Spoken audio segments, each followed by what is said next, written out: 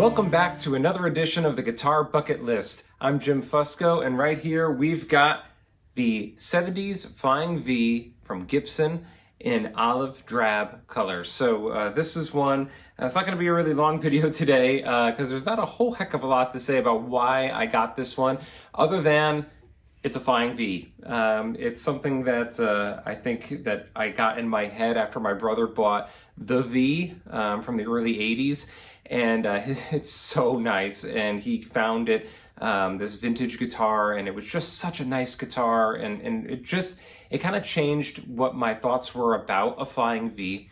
So, because I always thought that they were kind of like a hair metal type of guitar, and that wasn't really what I was into. And then he shows me this thing, and it was just so nice. And I realized, as you know, watching videos throughout the whole history of guitars, that it really was a 50s model when it comes right down to it, and a 50s design. However, what I like is actually this design a little bit better. This one doesn't have those square shoulders, and the 50s design has kind of the smaller body, shorter I should say, body. This one here is the 70s design.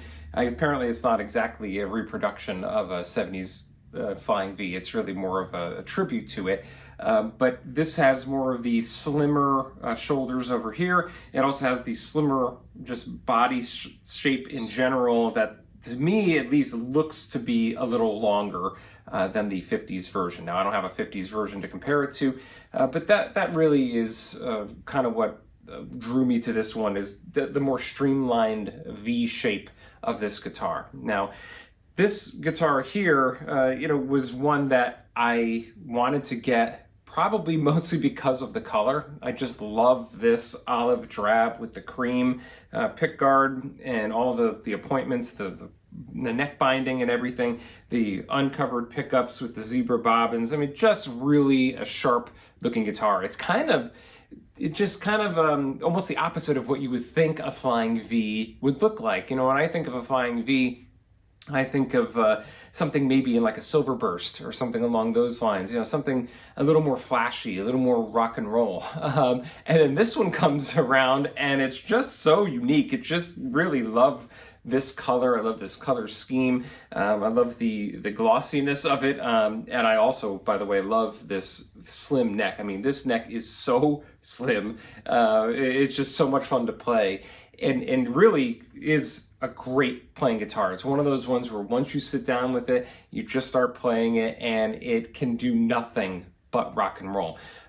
This one, as we'll hear in a minute, you can't even really get a clean sound out of it. Now, I know that you could roll everything back and clean the sound up, but if all things were equal, same amp settings, and I could play nearly every other guitar I've got through that amp and get a clean sound out of it, this one wouldn't be clean. These pickups are so hot. They're called 70s burst buckers, but they are of a very high output right from the start. And I think the only one that can really rival it is this one up here, the Tommy Thayer Epiphone. And speaking of Epiphone, I did toy with the idea of getting the Epiphone Carina Flying V, the inspired by Gibson Custom Shop one, and I did see them in person at the Gibson Garage when I went down there a few months ago, and it's awesome. I mean, really, just one of those things where it's getting it checks a lot of boxes for me. It hits a lot of notes, but I think I'm in love with the nitro finish that's on the Gibsons now. And so unless I'm getting something for looks, which I do have, a few Epiphones that are specifically for their looks, and obviously they play great too. But I think I kind of want to get more guitars that I am into playing, and I'm going to admit I'm kind of addicted to the nitro look and smell and that whole thing and the feel.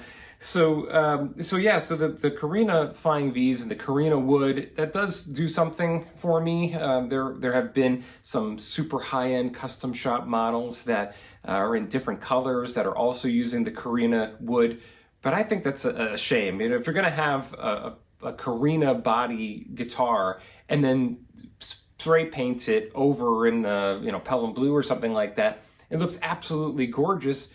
but you just covered up all that Carina that you're paying for. So to pay, $11,000 for a Carina guitar that's covered in paint, it seems to just defeat part of the purpose. So anyway, so and the other thing about the Epiphone version is that it does have the broader shoulders, the more squared off original 50s look. This one here has more of the, again, the 70s inspired look.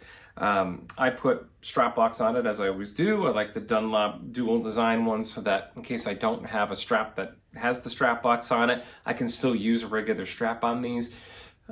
This one was a Gibson.com exclusive color, and at the time that I saw it, I wasn't really in the mode of buying a lot of these things, and it sold out. I guess it sold out pretty quickly, and then it was really difficult to find after that. You really couldn't even find one for a little while there, and this one came up on the Gibson demo shop.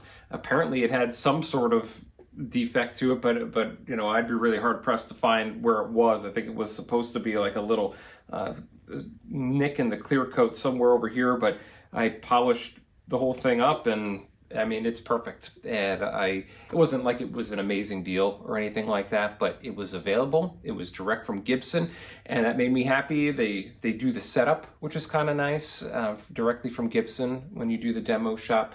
So yeah, I mean, it really just, I can't say enough about when I go pick this guitar up. The kids love it too. They just think it's so cool.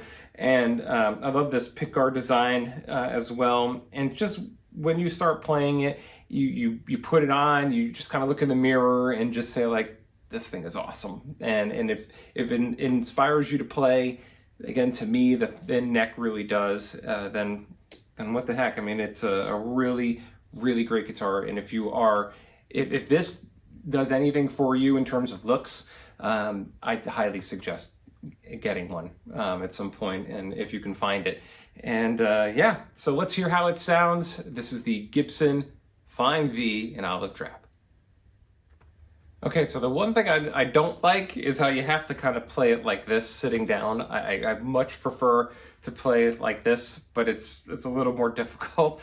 So a lot of times I actually do play this one just standing up, just walking around the room, and that's kind of fun by itself. But so this one here, like I said, this is on, no pedals are on. I've got it going through my Blues Junior, which is normally a fairly clean amp, straight into the Torpedo Captor, and then on into Logic Pro.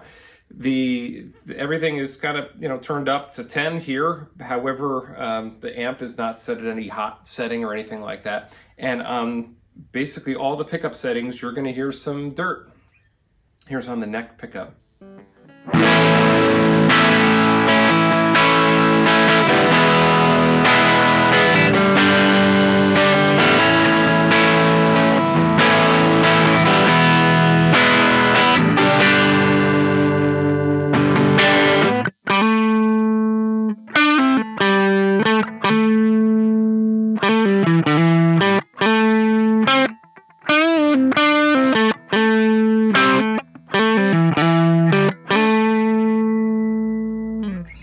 And then on the middle.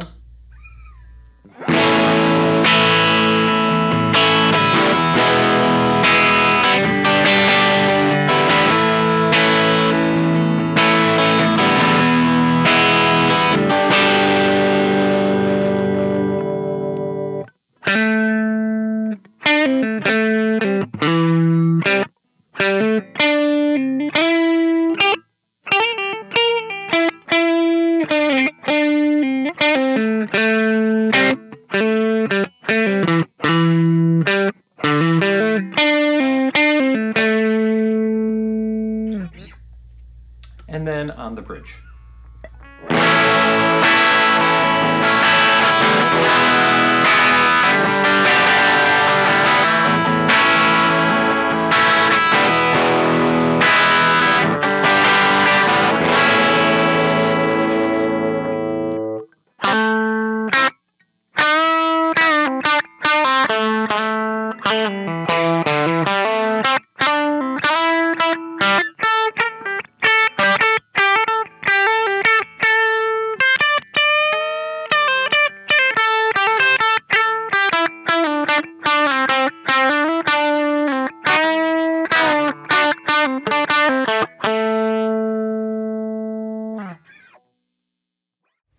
The Gibson 70s Flying V checks the Flying V body off of the bucket list and also has fret nibs, which we forgot to check off from earlier Gibson videos, bringing us to 34 out of 63 items. Make sure to check out guitarbucketlist.com for all the latest updates.